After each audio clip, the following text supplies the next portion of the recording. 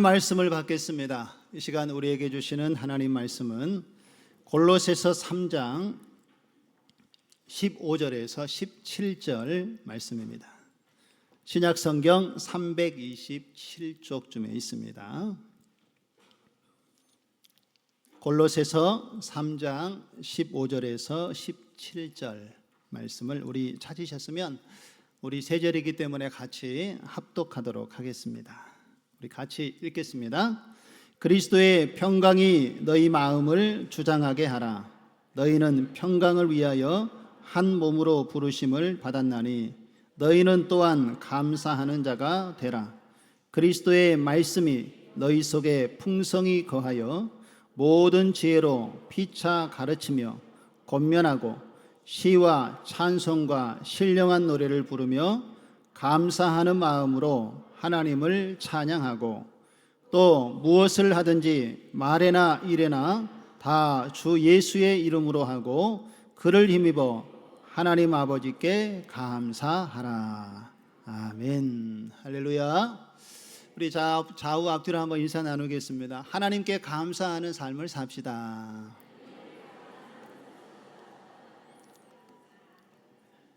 할렐루야. 주님께서 오늘도 하나님께서 우리 안에 거하셔서 또 이 자리에 나와서 예배하고 또 하나님 안에서 믿음의 교제 나눌 수 있도록 우리를 능력의 발로 붙잡아 주시고 또 인도해 주신 줄로 믿습니다. 오늘 그 은혜와 사랑을 감사하며 하나님께 영광의 예배 드리는 시간 되시기를 주님의 이름으로 축원드립니다. 저희 딸이 어느 날 저에게 이렇게 카톡 메시지를 하나 보냈습니다. 메시지의 내용을 보니까 아빠, 하나님께서 가장 좋아하는 과일이 있는데 무엇인지 알아요? 하고 제게 메시지를 보냈습니다. 제가 메시지를 보고 답을 보고 나서야 이게 넌센스 퀴즈인 것을 알았습니다. 혹시 여러분들은 어떻습니까? 하나님께서 가장 좋아하는 과일은 어떤 과일일 것 같습니까? 감. 감이 왔습니다. 지금 보니까 두 개의 과일을 하나님께서 좋아하신답니다. 첫 번째 과일은 사과랍니다. 사과. 왜 사과인지 아시겠습니까? 그 사과의 의미가 중의적인 의미가 있지요. 사과는 누가 어떤 잘못을 했을 때에 자기의 용서를 구하고 또 용서를 구하면 또 용서를 받아주고 이렇게 화해하는 모습을 갖도록 하는 것이 사과지요. 그래서 하나님은 교회가 이렇게 허물 많은 인생들이 함께 모여 사는 것이기 때문에 때로는 실수하고 또 우리가 잘못할 때도 있습니다. 그럴 때 우리의 잘못을 또 시인하고 또 잘못을 시인하면 용서를 받아주고 하면서 다툼과 분쟁이 생기기보다는 성령 안에서 하나 되는 것을 지키는 그런 모습을 하나님께서 기뻐하시기 때문에 하나님께서 좋아하는 과일이 사과다. 이렇게 넌센스식으로 이해를 하는 것 같습니다. 두 번째는 정답을 맞히셨는데요. 하나님께서 좋아하시는 과일은 감이라고 합니다. 감. 왜 감일까요? 그렇죠. 하나님 감사드립니다 라고 저희가 늘 고백하기 때문에 하나님께서 감을 좋아하신다 이렇게 아마 이야기를 하는 것 같습니다. 아마 이 말대로라면 하나님께서는 감 부자일 것 같습니다. 모든 감을 아주 세상의 감을 다 가지고 계실 것 같아요. 자, 오늘 우리도 하나님께 늘 주신 은혜를 생각하면서 감사하며 살아가는 우리의 모습 되어지기를 주님의 이름으로 축원드립니다. 여러분, 탈무드에 보면은 이런 글이 있습니다. 세상에서 가장 현명한 사람은 배우는 사람이요, 세상에서 가장 강한 사람은 자기를 이기는 사람이요, 세상에서 가장 행복한 사람은 어떤 사람이라고 말하고 있습니까? 범사에 감사하는 사람이다 라고 탈무드에서 이렇게 이야기를 하고 있습니다. 여러분, 예수님 안에서, 하나님 안에서 행복한 삶을 살기 원하십니까? 몇 분밖에 안 계신 것 같아요. 하나님 안에서 행복한 삶을 살기 원하십니까? 그렇다면 범사에 하나님께 늘 감사하는 삶 사시기를 주님의 이름으로 축원드립니다. 다음 주에 저희가 추수감사주일 예배로 하나님께 절기를 지킵니다. 추수감사주일은 한 해 동안 하나님께서 우리에게 주신 은혜를 깊이 생각해 보고 내게 주신 하나님의 사랑이 무엇인가 우리가 감사하는 절기로 지키는 예배가 추수감사주일 예배인데, 한 주 전에 제가 감사를 먼저 이야기하는 것은 우리가 추수감사주일에만 한 번만 하나님께 감사를 뜨겁게 표현하고 잊어버릴 것이 아니라 매일의 삶 속에서 내게 주신 은혜가 무엇인가를 우리가 좀 더 깊이 생각하고 이번 한 주간 그 은혜를 깊이 묵상해 보는 시간이 되었으면 좋겠습니다. 그리고 내게 주신 은혜를 깊이 깨닫고 다음 주일에 우리가 감사 예물도 드리고 감사 예배를 드리는데, 우리의 마음의 깊은 곳에서 하나님께서 나와 함께 하셨다라는 것을 깨닫고 그 감사를 진정으로 표현하는 가운데 하나님께서 받으시는 그런 예배가 되어지기를 소망하는 마음에서 오늘 감사의 주제로 함께 말씀을 나누고자 합니다. 오늘 말씀의 배경을 보면은요, 골로새서 3장의 말씀은 이제 그리스도 안에서 예수님을 믿고 새 사람이 된 사람들은 어떠한 삶을 실천하며 살아야 하는가, 그 삶의 덕목에 대해서 사도 바울이 권면을 하고 있는 말씀입니다. 그런데 특별히 오늘 본문의 말씀은 사도 바울이 이 골로새 있는 교회 성도들에게 감사하는 삶을 사십시오라고 권면하는 내용으로 이야기되어지는 말씀입니다. 그런데 여러분, 이 사도 바울의 권면이요, 골로새 교회의 성도들에게만 준 권면이 아니라 오늘 우리 신창동 교회에 또한 함께 예배하는 우리 사랑하는 모든 성도들에게도 동일하게 주신 권면의 말씀인 것을 여러분 기억하시고, 이 말씀을 오늘 깊이 함께 묵상하면서 하나님의 은혜를 함께 나눌 수 있는 시간 되시기를 주님의 이름으로 축원드립니다. 자, 그러면 우리는 언제 하나님께 감사하는 삶을 살 수 있게 되는 것일까요? 첫 번째가 그리스도의 평강이 우리에게 임할 때 우리는 하나님께 감사하는 삶을 살게 된다는 것을 기억하시기 바랍니다. 오늘 15절의 말씀을 한번 보실까요? 그리스도의 평강이 너희 마음을 주장하게 하라. 너희는 평강을 위하여 한 몸으로 부르심을 받았나니 너희는 또한 감사하는 자가 되라. 할렐루야. 여러분들은 언제 하나님께 주로 감사를 표현하면서 살고 계십니까? 대부분의 사람들은 좋은 일이 있을 때에, 또 마음이 평강할 때에 하나님께 주로 감사를 표현합니다. 살아가면서 불행한 일을 겪거나 또 불안한 일이 생기면 하나님께 감사하는 것이 쉽지가 않지요. 그래서 우리는 하나님께서 주시는 평강이 있을 때에 하나님께 감사를 쉽게 표현할 수가 있습니다. 성경에 보면 이 평강이라는 단어를 여러 번 사용하고 있는데요, 이 평강이라는 단어는 히브리어로 보면 샬롬이라는 말입니다.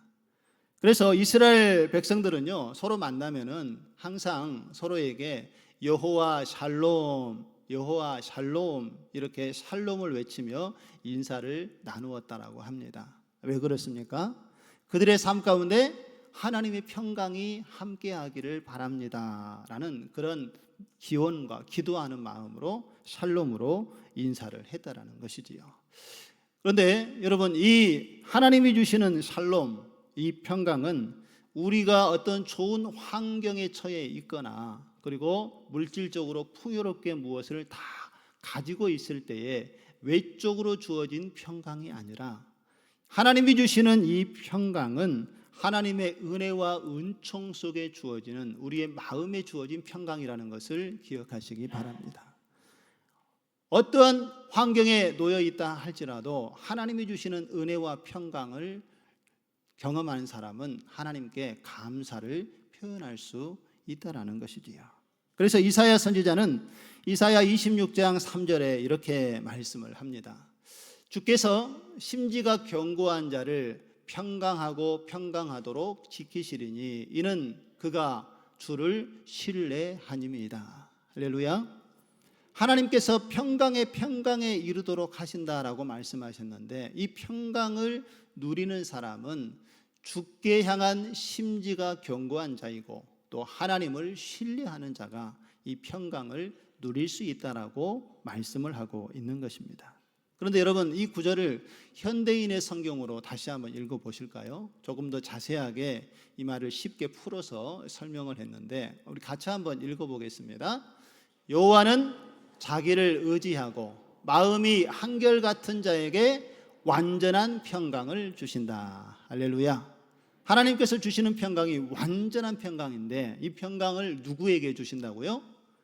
여호와 하나님을 의지하고 마음이 한결같이 하나님을 신뢰하는 자에게 하나님께서 이 완전한 평강을 주신다라고 약속의 말씀을 하고 있는 것입니다. 여러분, 왜 우리가 하나님을 의지하고 하나님 안에 거하는 신실한 마음을 가질 때에 하나님의 평강을 누릴 수 있을까요? 왜냐하면 우리 안에 계신 하나님, 또 우리 안에 들어오신 예수님 자체가 바로 평강이기 때문에 그렇습니다. 예수님은 이 땅에 오실 때에 평강의 왕으로 오셨음을 여러분 믿으십니까? 인류의 죄를 대속하시고 구원하기 위해서 예수님이 모든 사람들에게 샬롬, 이 평강을 십자가를 통하여서 우리에게 보여주셨습니다. 예수님 자체가 평강이시기 때문에 예수 그리스도를 믿고 이제 하나님의 자녀가 되고 예수님을 마음에 모신 사람은 하나님의 평강이 예수님과 함께 임하게 되는 것을 믿으시기를 바랍니다. 여러분, 예수 그리스도를 믿으십니까? 여러분이 하나님의 자녀인 것을 믿으십니까? 그러면 이미 여러분의 마음속에는 하나님께서 평강을 주심도 믿으시기를 바랍니다. 그 평강을 위하여서 오늘 하나님께서 우리를 부르셨다라고 오늘 15절 말씀에 우리에게 분명하게 말씀을 하고 있습니다. 그리고 우리가 그 평강을 누리는 사람이라면 이제 하나님께 또한 감사하는 자가 되어야 한다라고 오늘 사도 바울은 우리에게 권면을 하고 있는 것입니다. 그러면 여러분, 이 감사와 평강은요 어떤 관계를 가지고 있냐 하면, 여러분 수학의 그래프로 이야기한다면 여러분 정비례 곡선을 가지고 그림을 가지고 있는 것이 바로 감사와 평강입니다. 감사가 많아지면 많아질수록 무엇도 많아지는 거예요? 평강도 많아지는 것입니다. 우리가 하나님 안에서 평강이 계속해서 누려지게 되면 감사는 어떻게 됩니까? 감사도 계속해서 많아지는 겁니다. 정비례예요. 감사가 적어지면 뭐도 줄어들까요? 평강도 줄어들고, 평강이 줄어지면 또 뭐가 줄어듭니까? 감사도 줄어드는 것입니다. 감사와 평강은 이런 관계를 맺고 있다라는 것이지요. 그래서 우리가 살아갈 때에 이 하나님이 주시는 이 평강을 더 풍성히 누리기 원하신다라면 하나님께 감사를 끊임없이 표현해야 한다는 것입니다. 억지로 되는 것은 아니겠죠. 우리가 주신 은혜, 하나님께서 우리와 함께 하신 것을 돌이켜보면 우리는 저절로 이 감사가 우리의 마음속 깊은 곳에서 일어나게 되는 것을 경험하게 될 줄로 믿습니다. 그래서 우리는 교회 안에서 항상 하나님의 은혜를 깊이 생각하고 감사를 선포해야 하는 것입니다. 우리 옆 사람에게 한번 감사한다고 얘기해 볼까요? 오늘 내 옆에 앉아주셔서 감사합니다.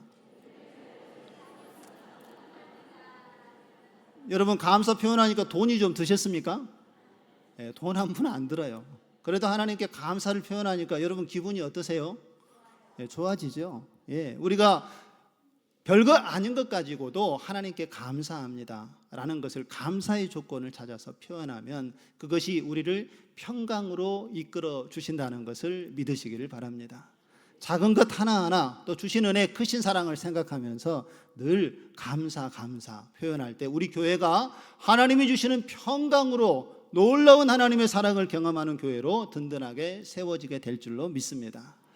가정 안에서도 마찬가지입니다. 여러분 가정 안에서도 하나님께 감사 표현하시기 바랍니다. 오늘 집에 가셔서 꼭 아내와 남편들에게 나와 결혼해줘서 감사합니다 라고 여러분 감사를 좀 표현하시기 바랍니다. 또 자녀들에게도 내 아들이 되어서 내 딸로 이 땅에 태어나서 너무 고맙고 감사하다, 여러분 감사 표현하시고요. 부모님에게도 하나님 부모님 저를 낳아주셔서 이렇게 길러주셔서 감사합니다 라고 여러분 감사를 가정에 계속 표현해 보시기 바랍니다. 그러면 여러분의 가정이 하나님의 평강의 평강으로 이르도록 하나님께서 인도해 주실 줄로 믿습니다. 감사의 크기는 평강의 크기와 같습니다. 여러분들이 많이 감사하는 가운데 우리 교회도 가정도 이 하나님의 평강을 함께 누리는 은혜의 자리에 함께 나아가기를 주님의 이름으로 축원드립니다. 두 번째로 그리스도의 말씀이 우리 안에 풍성히 거할 때 우리가 감사할 수가 있습니다. 여러분, 감사의 원인이 어디에 있는지 아십니까? 오늘 본문의 말씀에 보면 사도 바울은 16절에 무엇 때문에 우리가 감사해야 되는지를 이야기하고 있습니다. 우리 16절 말씀 한번 보실까요? 그리스도의 말씀이 너희 속에 풍성히 거하여 모든 지혜로 피차 가르치며 권면하고 시와 찬송과 신령한 노래를 부르며 감사하는 마음으로 하나님을 찬양하고. 할렐루야. 여러분, 여기서 말씀이 너희 속에 풍성히 거한다라는 이 말의 의미는 우리가 하나님의 말씀에 온전히 지배받는 삶을 사는 것을 이야기합니다. 그저 하나님 말씀 듣고 말씀을 깨닫고 그냥 지식으로 말씀을 받아들이는 것으로 그치는 것이 아니라 그 말씀을 가지고 말씀 가운데 삶으로 살아내는 것을 바로 하나님의 말씀에 풍성히 거하는 삶이라고 이야기를 하고 있습니다. 많은 그리스도인들이요, 하나님의 말씀을 듣기는 듣습니다. 그리고 깨닫기도 하고 또 그것을 지식으로 받아들이기도 하지만 이것을 삶의 현장 속에서 가지고 살아가는 사람이 많지 않은 것을 볼 수가 있습니다. 그러다 보니까 머릿속에서는 하나님이 이해가 되는데 삶 속에서는 살아계신 하나님을 경험하지 못한 채 살아가는 사람들이 많다라는 것이지요. 그렇게 되면 감사도 표현할 수가 없는 것을 볼 수 있게 됩니다. 여러분, 우리가 하나님의 말씀에 지배를 받게 되면요, 우리의 삶 가운데 어떠한 모습이 나타나는가 하면 오늘 16절에 보니까 세 가지의 삶의 모습이 이렇게 표현되어진다라고 이야기를 하고 있습니다. 첫째, 우리가 하나님의 말씀에 지배를 받고 말씀 안에 거하게 되면 우리가 서로 가르치고 권면하는 삶을 살게 된다라고 이야기를 합니다. 그러니까 성도와 성도 간에 부족하고 필요한 부분을 함께 채우고 세워가는 그러한 공동체로서의 삶을 우리가 살아가게 된다는 것이지요. 초대교회가 그런 모습을 우리에게 잘 보여주지 않았습니까? 이제 이 성령이 충만하여서 복음을 전하자 많은 사람들이 예수를 믿고 모여서 그것이 바로 교회가 되었는데 그 교회를 우리가 초대교회라고 불렀지요. 그런데 사람들이 모이다 보니까 각양각양의 사람들이 모이지요. 그런데 어떤 사람은 부자도 있고 어떤 사람은 가난한 사람도 있습니다. 그러니까 이 하나님의 은혜를 입고 하나님의 말씀의 가르침을 받은 사람들이 감동을 받는 거예요. 그래서 연약한 자들, 가난한 자들을 그냥 두고 볼 수가 없어서 자신이 가지고 있는 재산을 팔아서 가지고 옵니다. 그리고 약한 자들에게 나누어 주고 함께 공동체 안의 사랑을 나누는 모습을 초대교회가 보여주지 않았습니까? 이것이 하나님께서 기뻐하시는 모습이고 하나님께서 원하시는 감사의 삶이라는 것이죠. 피차가 서로를 돌아보면서 약한 자를 돌아볼 때에 얼마나 큰 위로와 힘이 되겠습니까? 오늘날도 마찬가지입니다. 우리가 구역 예배를 드릴 때에 예배에 참석하지 못하고 왜 그런가 알아보니까 이 성도님 한 분이 몸이 아파서 다쳐서 함께 예배를 참석을 못했어요. 근데 그것을 알고 한 성도님이, 구역장님이 음식을 사서 그 집에 가져가서 나눠주고 또 그를 위로해주고 기도해주면 그 도움을 받은 성도가 얼마나 큰 위로와 힘을 얻겠습니까?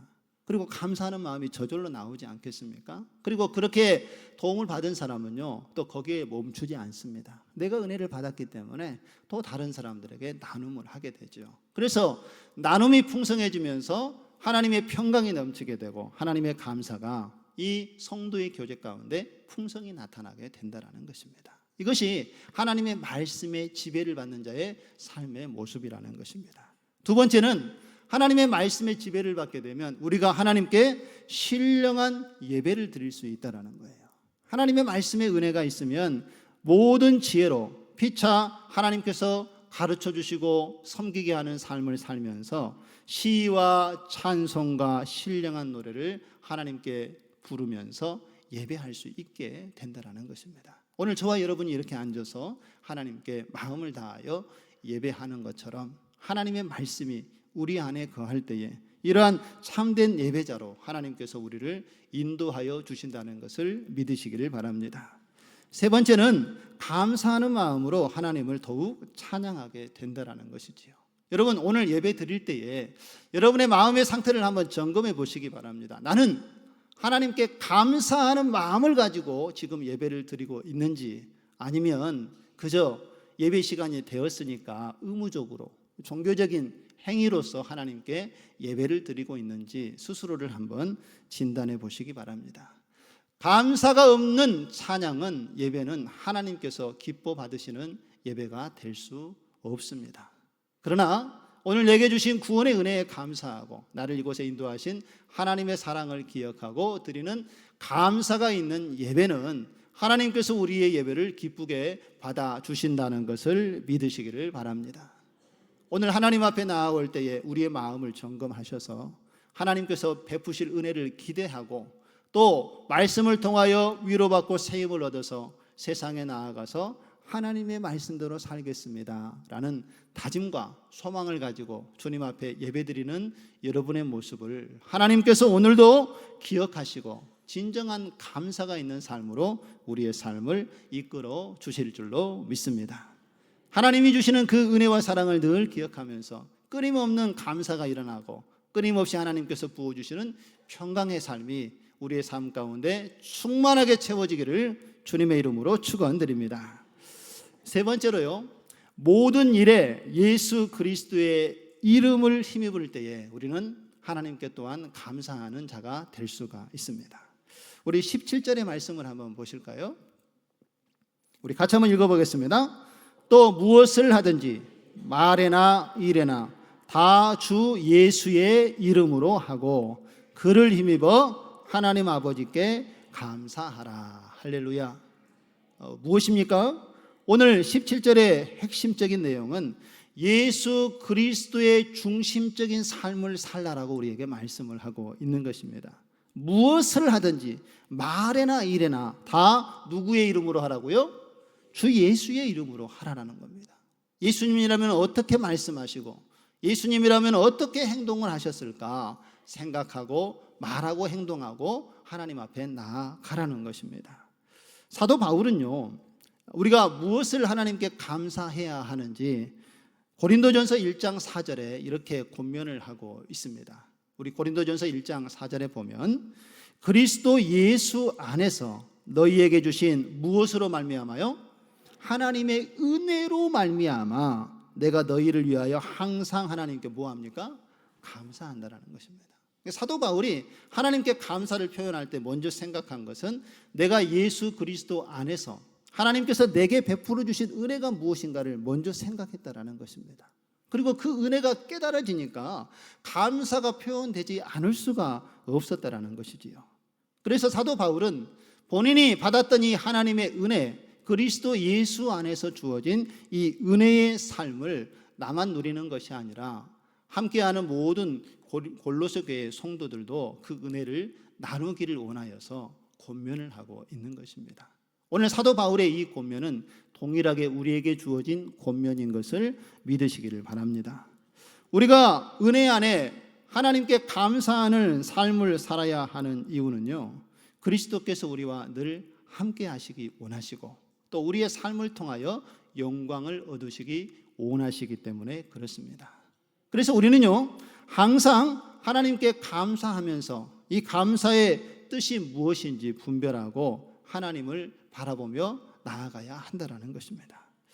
우리는 이미 예수 그리스도 안에서 하나님의 은혜를 받은 하나님의 자녀요 백성인 줄 믿으시기 바랍니다. 여러분, 이 은혜를 발견하는 것이 중요하고요, 그리고 그 은혜를 깨달아야만 하나님께 감사할 수 있습니다. 그러면 우리가 은혜 받은 하나님의 자녀요 백성이라고 우리가 고백을 했는데 우리가 하나님께 받은 은혜는 무엇입니까? 아마 생각해 보면 그 은혜의 내용들은 너무나도 많겠지요. 그래서 이번 한 주간에 여러분 여기에다 한번 적어 보시기 바랍니다. 하나님께서 내게 어떤 은혜를 주셨는지, 무엇을 깨닫게 하시는지 우리가 알고 고백할 때에 그것이 더욱 감사로 표현되어지게 될 줄로 믿습니다. 몇 가지만 얘기를 해보면은 우리가 하나님께 감사할 수 있는 하나님의 은혜는 죄인된 우리를 하나님께서 구원하여 하나님의 백성으로 살아갈 수 있는 은혜를 주셨다라는 것입니다. 믿으십니까? 그 어떠한 하나님의 은혜보다도 가장 큰 은혜가 이 하나님을 알게 하시고 깨어졌던 하나님과의 관계를 회복시키셔서 이제 하나님 품 안에 거하도록 하나님의 진리의 삶을 누리며 살아가도록 베풀어 주신 구원의 은혜가 가장 큰 은혜이라는 것을 기억하시기 바랍니다. 그리고 수많은 사람들 중에 하나님께서 우리를 지명하여 부르시고 너는 내 아들이라 내 딸이라 하나님께서 우리를 불러주셨음도 하나님께서 주신 큰 은혜임을 기억하시기 바랍니다. 얼마나 많은 사람들이 있습니까? 그 가운데 하나님께서 우리를 불러주셨고 하나님께서 원하시는 귀한 일들을 감당하도록 우리에게 그 사명을 맡겨주셨다는 것입니다. 이것이 얼마나 크고 놀라운 하나님의 축복입니까? 그런데 우리는 이것을 너무 가볍게 생각할 때가 있습니다. 하나님께서는요, 사람들이 하나님을 찬양하지 아니하면 돌들을 들어서도 하나님의 이름을 높이며 찬양할 수 있는 능력이 많으신 분이 하나님 되십니다. 그런데 하나님께서는 우리를 통하여서 죄악 가운데 죽었던 우리를 살리셔서 우리의 찬양과 예배를 주님께서는 받기 원하신다라는 것입니다. 그래서 우리에게 재능도 주시고 능력도 주셔서 우리에게 찬양의 은사도 주시고 교사로 섬길 수 있는 가르치는 은사도 주시고 다른 사람들을 사랑하며 섬길 수 있는 봉사의 은사도 주셔서 그 사명을 감당하게 하셨다라는 것입니다. 그리고 그 모습을 통하여서 하나님께서 기뻐하시고 영광을 거두신다라는 것이지요. 저와 여러분이 하나님 앞에 부르심을 입은 것, 오늘 이 자리에 앉아 있는 것 이 자체가 하나님의 큰 은혜이고 감사의 조건임을 믿으시기를 바랍니다. 또 하나님께서는요, 우리가 기도할 때 기도에 응답을 주시는 하나님이시기 때문에 이것이 하나님의 은혜이고 바로 감사의 조건이 된다는 것입니다. 우리가 하나님께 기도할 때요, 하나님께서는 저 멀리 계시는 것이 아니라 가까이 다가오셔서 우리의 얼굴에 귀를 기울이시고 우리의 말씀을 듣는 분이 하나님이라고 우리에게 말씀을 하고 있습니다. 그리고 우리가 다 구하지 못해도 우리가 탄식하는 그 소리를 들으시고도 우리의 형편과 처지를 아시고 응답하시는 분이 하나님 되심을 믿으시기를 바랍니다.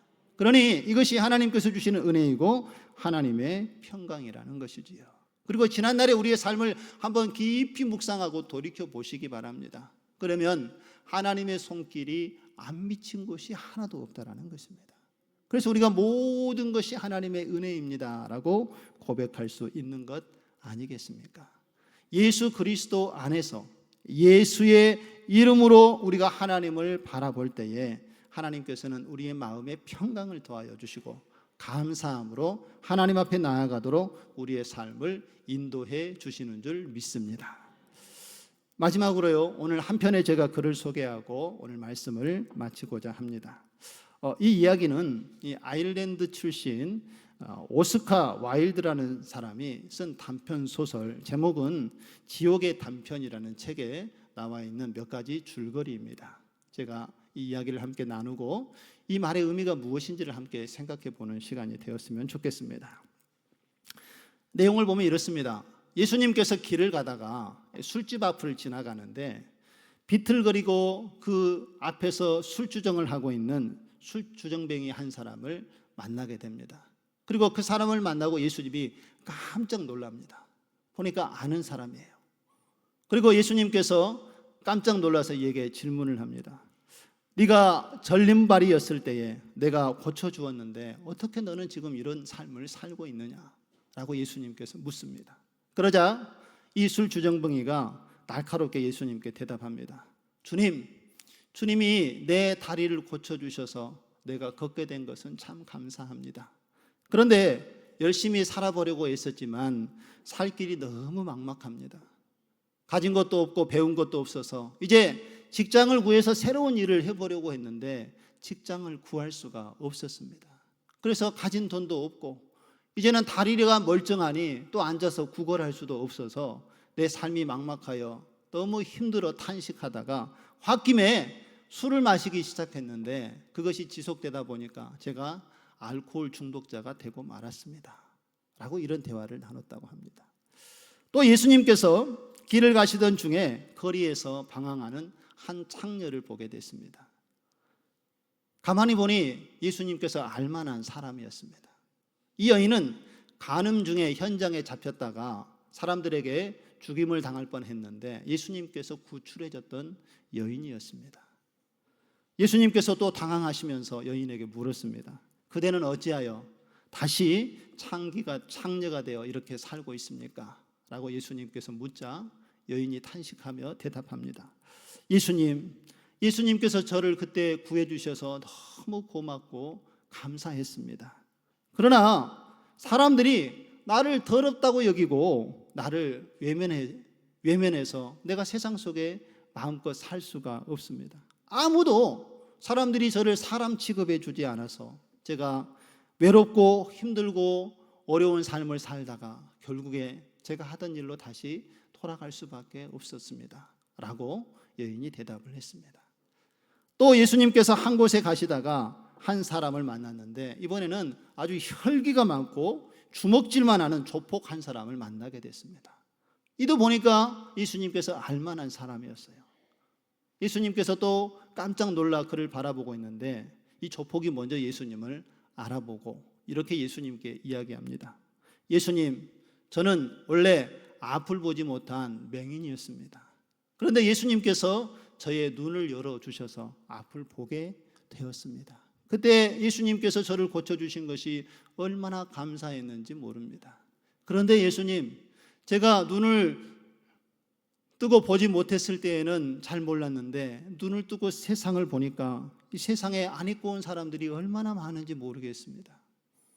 부조리하고 부정부패하고 사치를 저지르고 타락한 사람들의 모습을 보니까 울분이 터져서 제가 주먹을 쓰다 보니 이것이 반복되다가 결국 제가 조폭이 되고 말았습니다.